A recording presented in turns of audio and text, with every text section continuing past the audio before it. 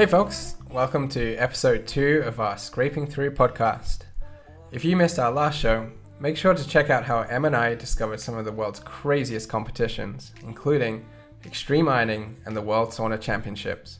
What a rabbit hole we went down.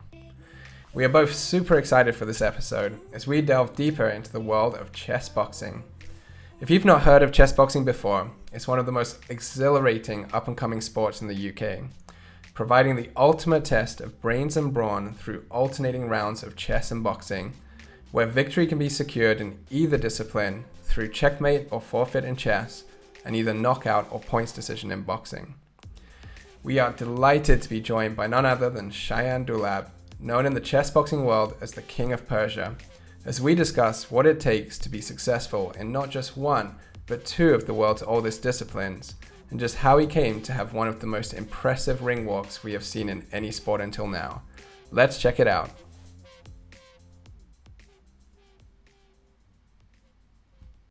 Hey, thank you so much for joining the session. It's great to meet you. Likewise, thank you. I was just listening to your initial podcast, going over the different sports. Very interesting. My name's Shayan Zarain Dulab. I'm a British Iranian, and so chess boxing. I've been doing chess boxing for just over about a year and a half now. So it's Oh wow, awesome. Yeah, I'm not in there as long as some of the other guys. Like for example, Matt Reed. He's one of the most prolific chess boxers. He's been there from the beginning, 10, 15 years. We were captivated by chess boxing because both Michael and I actually like chess. So it would be great to understand, like, were you more a fan of chess at the beginning or boxing? How did that came about? So from I was always playing chess. So my dad was was a very good chess enthusiast, and he taught me from a young age to play chess, and I was always playing chess here and there, and sports was always part of my life. You know, I was a little bit hyper as a kid, and whenever there was an opportunity to play any sort of sport, I was the first one there. And growing up, I did a little bit of kickboxing, karate, and once I got into college and school, it was a lot more badminton and just going gym, and at university again, still badminton and CrossFit. But in terms of the element of the boxing, it was just me. One day I sat down one day and I thought, you know what are my strengths? What are the things that I enjoy doing? And I thought, you know what, I love working out and I love chess. I was pretty much playing chess online every day or every other day. So then I had heard about chess boxing a while ago. I saw a news article online and I thought, you know what, why not try something new? And you know what, it brings in the enthusiasm I have for chess and the fitness that I have. Yeah. And every Saturday in Islington Boxing Club, you guys are free to join. So if you guys are around on a Saturday morning, feel free to come, even with your cameras and stuff, and joining a chess boxing session in the mornings. That's amazing. And you'll see our training there. We'll do some boxing, we'll play a bit of chess, and all the London chess boxing crew that fight. Most of them come over there. So I didn't go this morning. I was out late last night, so but I'll be there next week as well. All right. So I turned up to one of these sessions. I think it was exactly the first week of September last year. So it's coming up to 1 year now, and I was shocked of how the level of fitness in boxing is different to the standard levels of fitness, right? It's, you know, I was doing 3-4 sessions of CrossFit a week, and I thought, you know, transitioning that into boxing is going to be easy, but wow, I mean, the first time I sparred, it's a completely different. It was burning, it was. And then I went to that one session, and I don't think I missed the session until lockdown. So I was going every week, and Wow. And so last year November time, a fighter pulled out, and Gav, the guy who organizes the events, he said to me, "Look, do you want to jump in?" So I wasn't ready for it then, but I did. And I took a beating. I took a beating. But that was just a couple of months after. I thought you would have been training for longer, because even looking at the match and listening to you talking about it, I mean, you were, it felt like you were ready for it. Like you understood where you had to improve after the match, but it felt like you were ready. So you were at least excited and motivated to get on that ring. That's it. You know, when you speak to athletes and you say to them, "Are you nervous?" They say, "No, I'm excited." Right. So you kind of transition that nervous energy into excitement. And that was the first fight I had. So that was against Matt Reed, and I thought I was ready. Right. So I thought, you know what? I've sparred this guy a few times, and I did okay. And we played a few games of chess online, and I didn't do too bad. But that day when I lost, I said to myself, never again I'm gonna lose a boxing match. Even though I wasn't on the cards for the next event, and then I became on the cards, I said to myself, this is it. 3-4 times a week, I'm gonna train my boxing. I'm never gonna let that happen to me again in the ring. And then Roger wasn't expecting to see me fight that way, because we train on Saturdays, and I kind of toned it down on the Saturdays, and I was training a few times in the week. And Roger didn't know what hit him in that. That was an amazing performance. Like it was dominant in the boxing. Yeah. One of the things that caught our attention was you have a very strong identity in the ring. Like so, your ring walk is very powerful. And I was wondering, like, can you share a bit about how that came about? Like, was that something from the very first fight you had that persona, or? So with the first fight, I actually came on with my nunchucks, right? Showing a bit of martial arts that I did before, and I think as the sport is developing a bit, where Gavin and Kate, who's our performance coach, we've tried to make it a lot more interesting and a lot more fun, and as you're saying, add a lot more identity to the fighters. Just to make it more memorable and that sort of thing. And I was playing on, when we were looking at ring names, I was playing on the name, playing on the idea of a Kingston, because I lived most of my life in Kingston.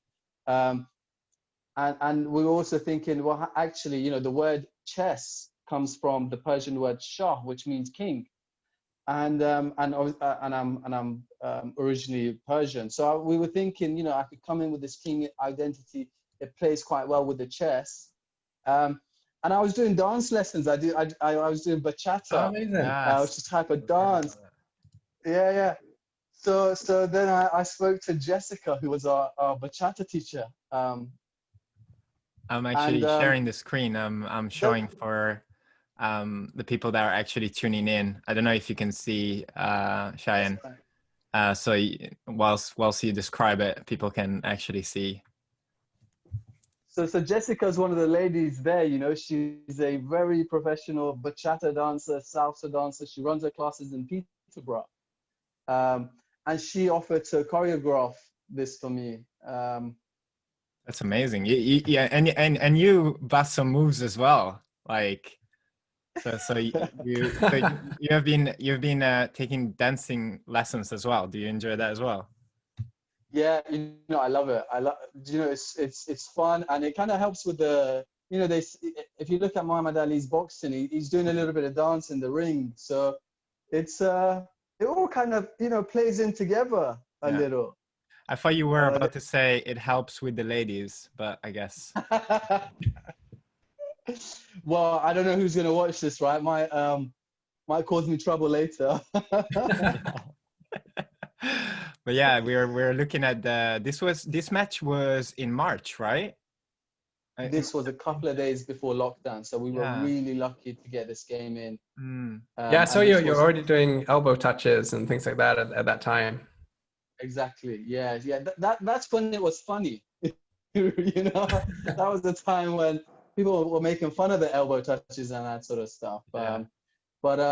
Yeah, literally, I think it was a day after this, or the 2 days after this, we all went into lockdown, and You're very we highly had. rated on chess, like 1800. I mean, I'm gonna shame myself. I'm I'm rated just 500. I'm really bad. I don't I can't understand how I'm rated that low, because I like to think that I kind of am decent at chess, but yeah, I'm 500 and that's very embarrassing. But I think that's a challenge for a sparring session there, if you're up for it, Shayan. There you go. Yeah, I mean, as long as you knock the guy out, your chess doesn't matter anymore.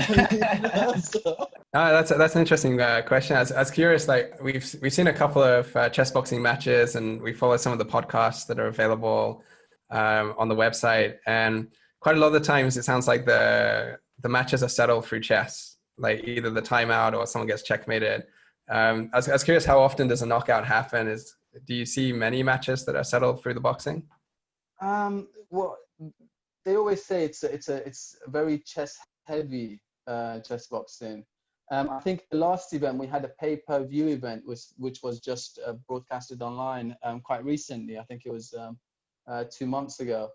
That one, I mean, we normally have 4 or 5 fights, and one of them tends to be a knockout. So we had Gerard knock out Brian in the last event. And it does happen, but it's not very often. It tends to be a little bit of a mismatch when it happens, because the organizers want to really put on a show, and they don't want the first few minutes, the whole thing being over, right? Imagine if you've got 4 fights happening that night, and you instantly have 4 knockouts. The show's finished within 20 minutes, right? So they try to level out the competition, so you're fighting someone on your own level. I mean, when you listen to this one, the commentators actually say at this point that we reckon Roger's got a little bit of an edge on the boxing. And so we were quite well matched, and in terms of, if you think my chess rating is good at 1800, if you look at Roger's chess rating, he's close to 2100. So he is one of the strongest chess players. But then in terms of his performance in the chess, you saw that I was more dominant on the chess. Again, that comes from getting hit in the face, Yeah, I've seen an exchange. I feel like it was also on your Instagram account, a particular video. I don't know which round it was, but you kind of actually like dodge a jab and hit him in the face 3 times in a row. And I feel in one of your interviews as well, you said, I didn't think he would have been prepared for that, and then being able to follow up with some good chess after. And I feel like that's such a highlight of this sport, like so much preparation you put in, and then you think your opponent, but every match must be so different, right? Because there's the chess components and there's the fitness component.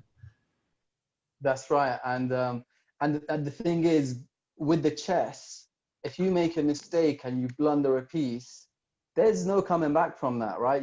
You're hoping that the other person's going to make a mistake, and that's going to be unlikely. Whereas in the boxing, if you don't defend and you take a hit, you're okay. You carry on. And exactly what you said. My strategy was wait towards the end of the round and just go for him, so that when he sits on that chessboard, he's feeling the pain. His lungs are burning, and then see him play his chess. Then that's. But then, and I was so worried about making a blunder on the chess that eventually it led to me losing out on time. And I think in the interview afterwards, Roger says, I won not because I was better, but because I was quicker.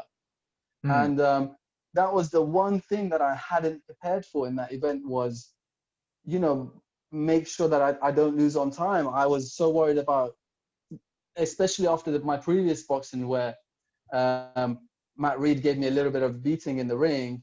I was so focused on dominating the ring and not blundering that I completely forgot to play in a timely manner, and I'm curious, that's what I lost with.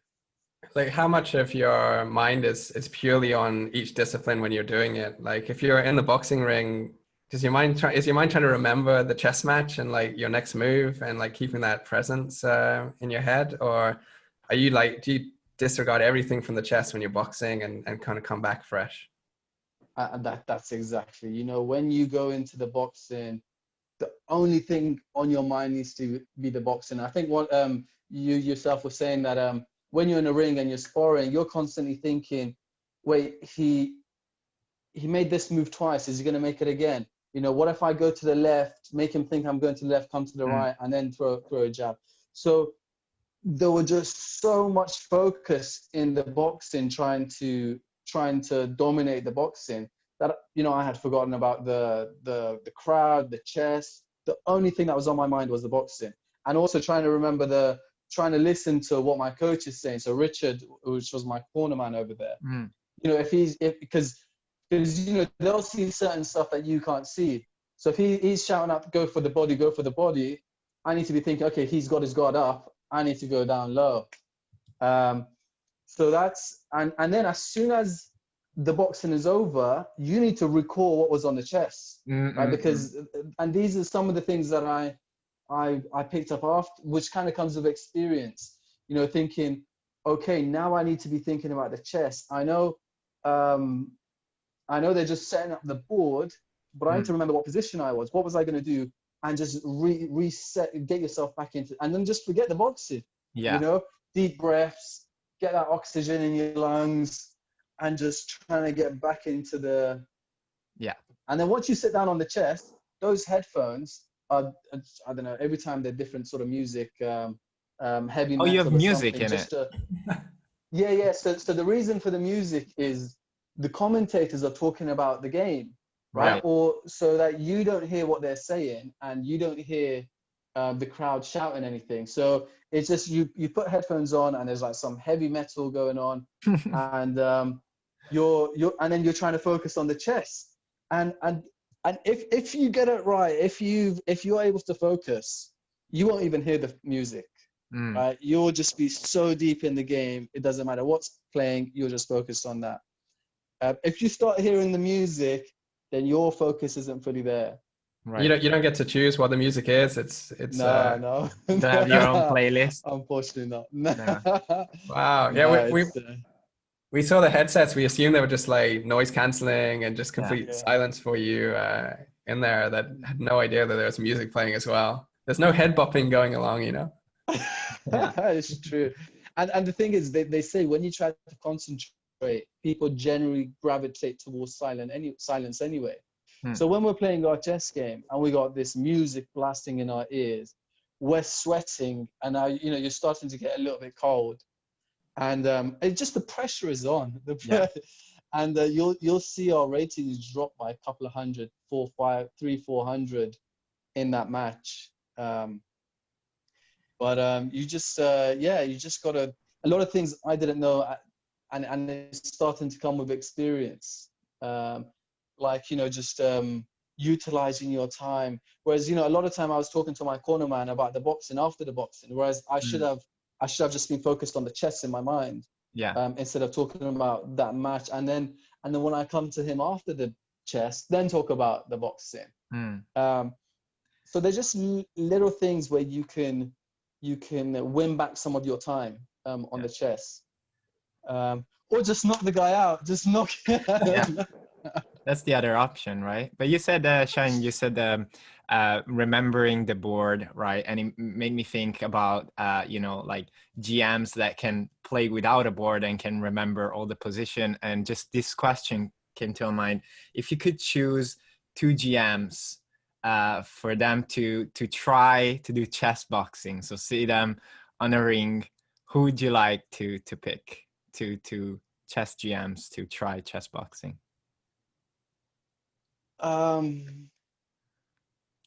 I think Magnus Carlos, obviously, because he's the best in the world. And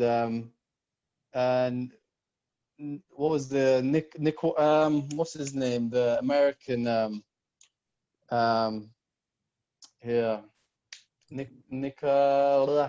I've lost his name.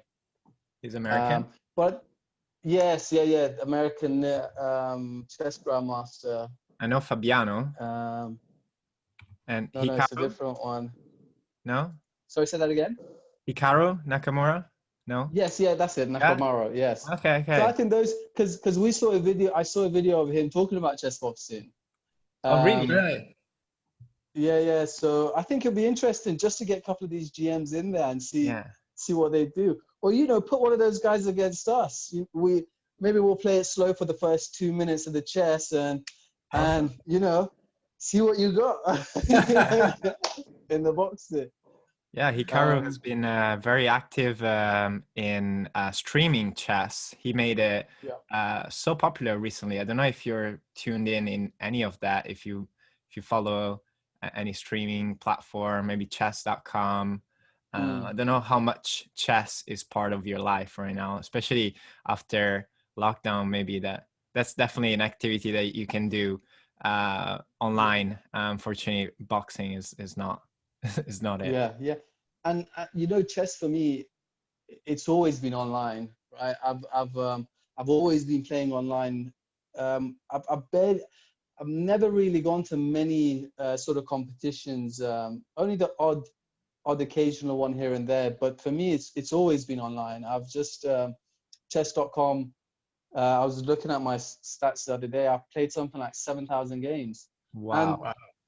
And chess comes from repeatedly playing the game. And the problem with repeatedly playing the game is once you lose a couple of times, you don't want to play anymore. You want to play something you can win.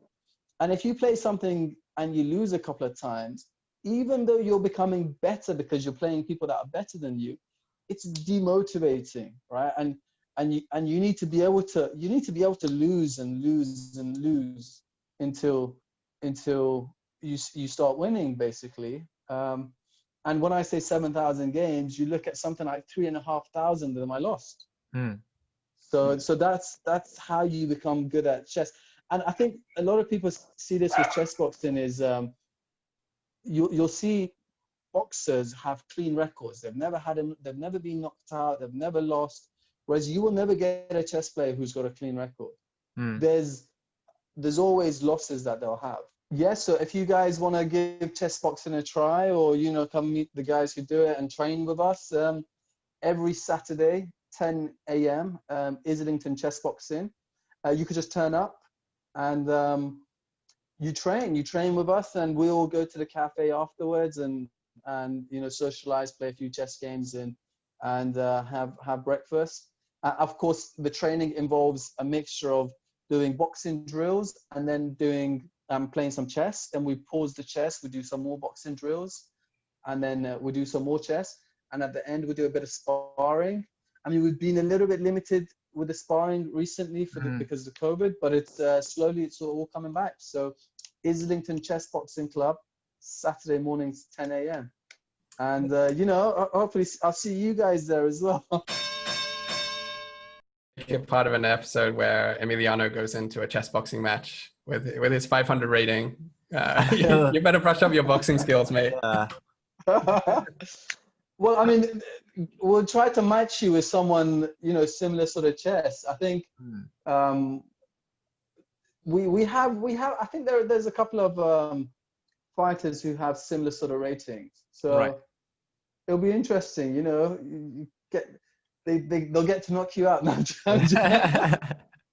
Similar rating, hopefully, is not 13 years old, because that's really embarrassing rating. But when's your next event? Do you know?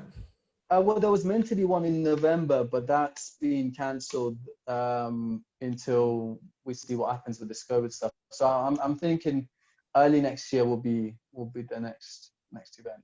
Where should people keep an eye out for if they're interested to not necessarily participate, but to at least watch a match of chess boxing?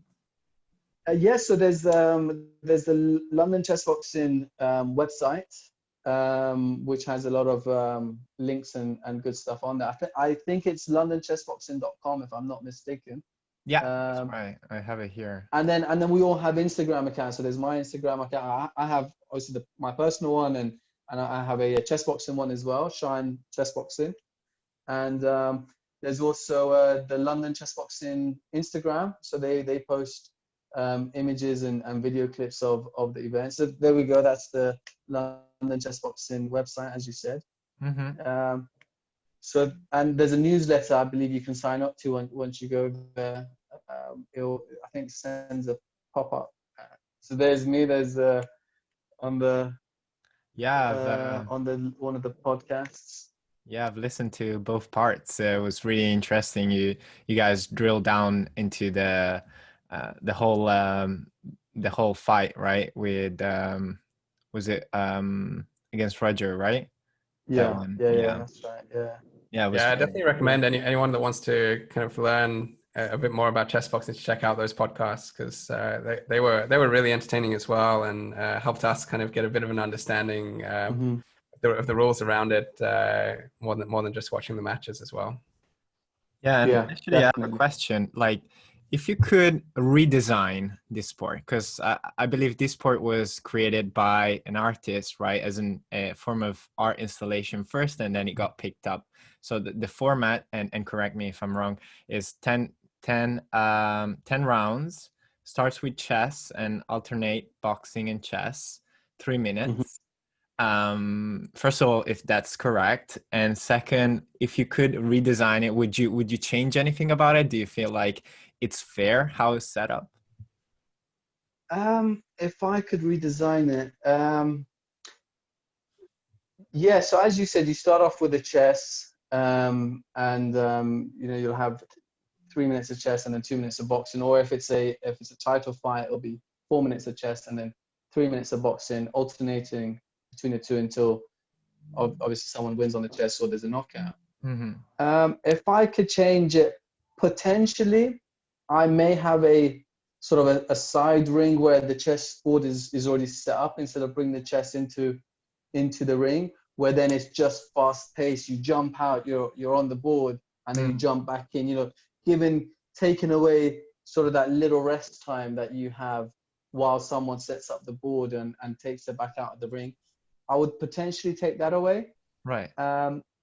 And also maybe like in chess, you have a rating system. Maybe add some sort of rating system where things like the boxing scores taken into account, because you might, as you've seen, you'll end up winning or losing on the chess in the fourth round, and then the 4 rounds or 3 rounds that you got totally annihilated in the ring it's forgotten. Right. It doesn't count anymore. So maybe like a points-based system on keeping scores, right, like you see in chess. That is the only things that came to my mind, because it was something that I thought about before. That's, I mean, have you guys, anything came across to your minds that you guys thought maybe this I could improve agree with the you game? that the like I felt that unless you get the knockout, the boxing, unless you can distract the chess through the boxing, which, like you said, it's hard to do if they have recovery time after the boxing round. I think having that being more of an impact to the end result would be amazing. It would be it would make the boxing a lot more strategic, and people would be thinking very hard about what shots to take, and whether they're getting the hits in, regardless of whether they're power hits or not. So yeah, I think that'd be a really positive change. That definitely came to my mind as well.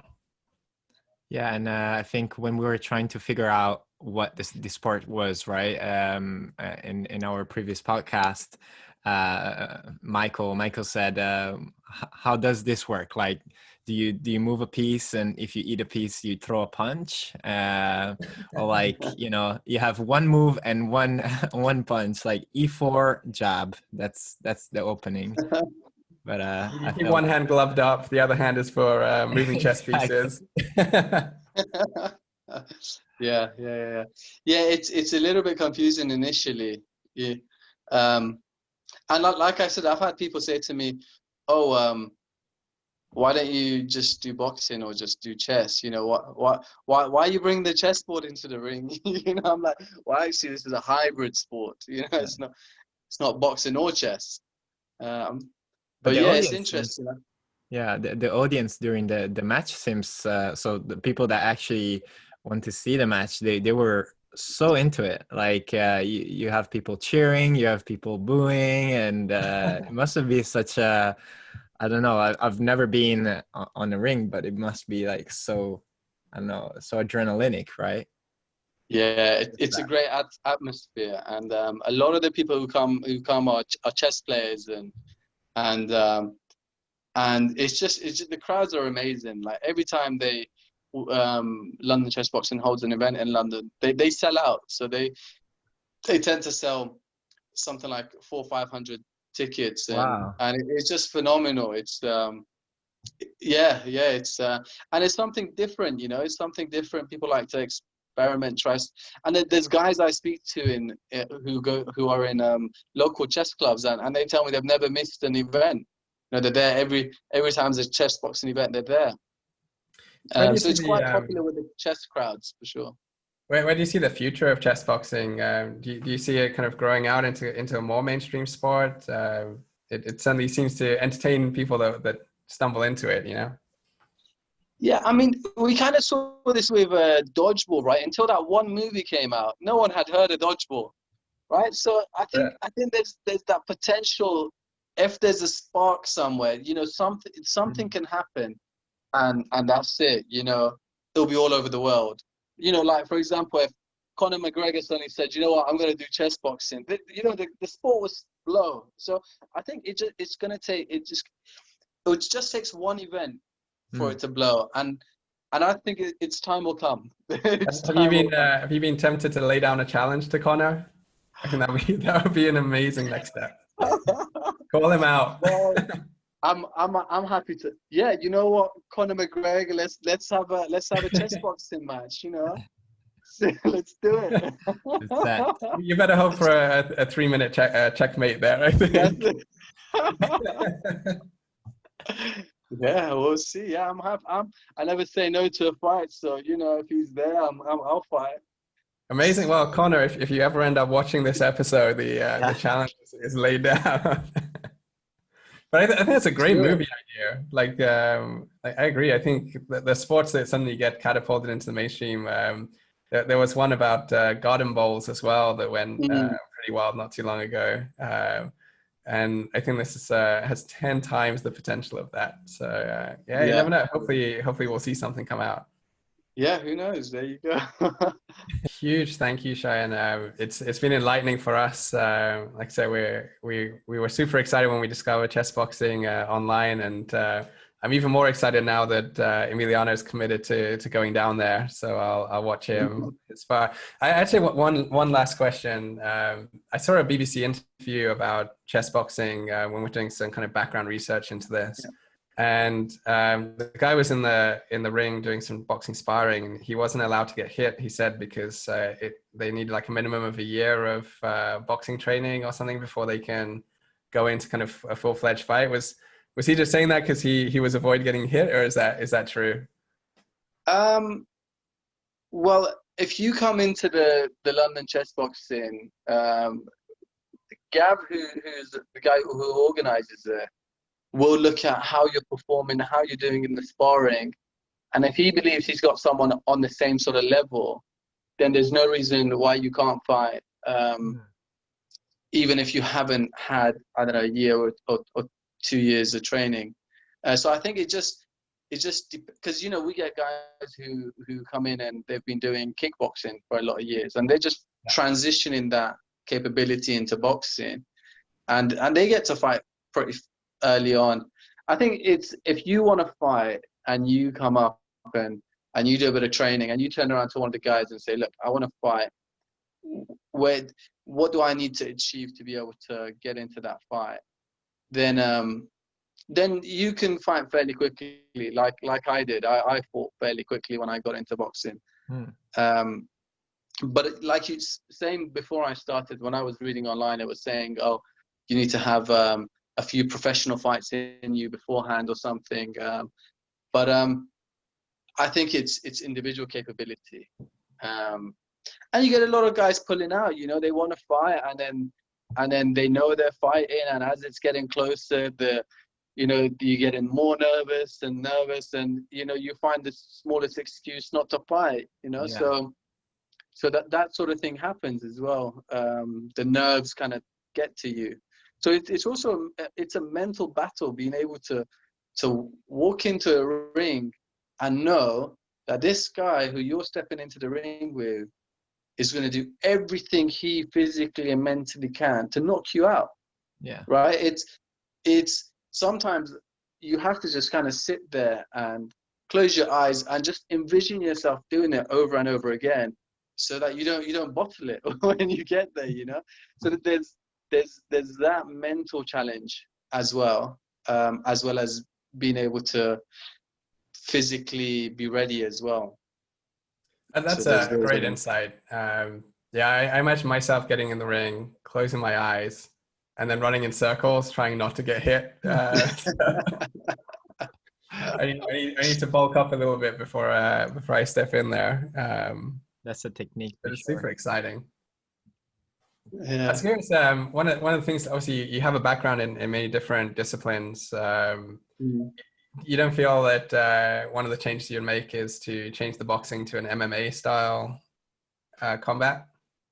Well, yeah, I mean, my corner guy, he's Richard. He's a kickboxer. He's very professional kickboxer, and he was saying, let's do chess kickboxing.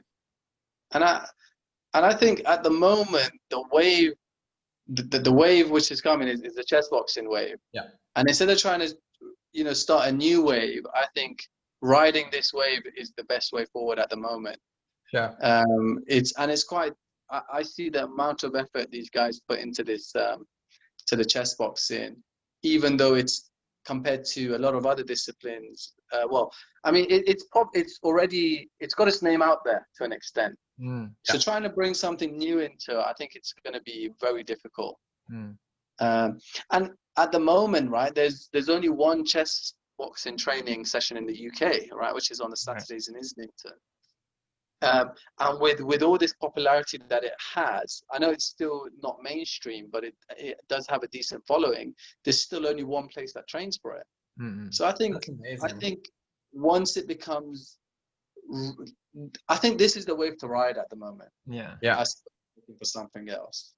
Yeah, 100%. It's good that it's staying as it's originally intended, but I feel like it's such a good concept of like mixing such two different disciplines that, you know, maybe in the future, far in the future, it will be called chess fighting, and then you'll have different categories of like chess and kickboxing, chess like boxing, and all that.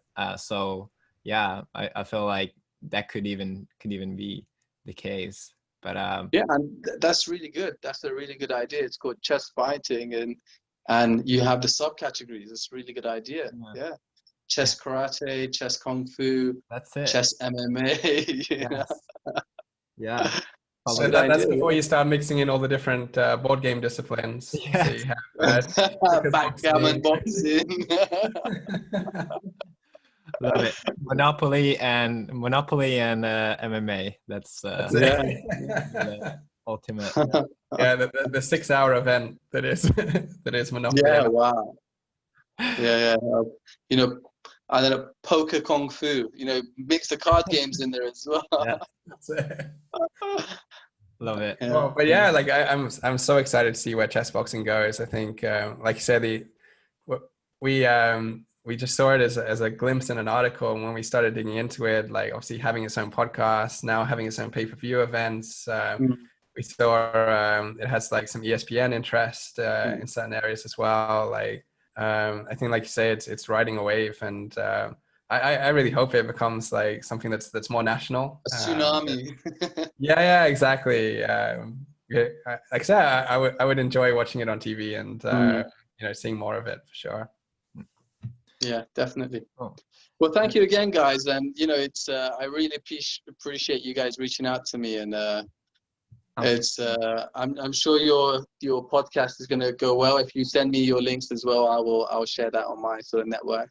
Thank you so much. Amazing. Thank you. Shayan, I don't know if you don't mind. This is the first interview, so I kind of want to try scraping through is about trying to find these things that they're not so out there, but also scraping through as a meaning means just barely making it, right? And kind of making it through. So maybe one last question would be like, what's your suggestion to everyone for how to make it through? Well, I think it's anything you start off is like a rocket, right? And when a rocket wants to go up, the most amount of fuel it uses is at the beginning, right? It uses the most amount of fuel at the beginning, and once it's up, once it gains momentum, it barely uses any fuel, right? So I think the key is to get past, keep at it, and get past the initial stages, and then you'll end up getting to this stage where you don't even have to reach out to anyone. Everyone will be reaching out to you, So, but it's just keeping at it and keeping that momentum and just pushing forward. Really, that's the key, I reckon. Amazing. That's really great advice. Yeah. I think that's a great answer to a poorly asked question. Thank you so much, Shayan. No problem. Thanks, Shayan. I appreciate you accepting this invite. I know it kind of came out of nowhere, so yeah, thank you for spending your Saturday afternoon with us. That's cool. No worries. And like I said, I'll see one of you guys there. Come with your cameras, and we'll get a video in the training sessions as well. 100%. Yeah, definitely. Let's do that. You say that every week? Every week, Saturday, yeah. 10 a.m. Beautiful. Let's do it. I'm excited for that too. Absolutely. Cool. Excellent. Hey, thanks so much. Thank you, guys. You guys take care. Have a great day. You too. Take care. Bye.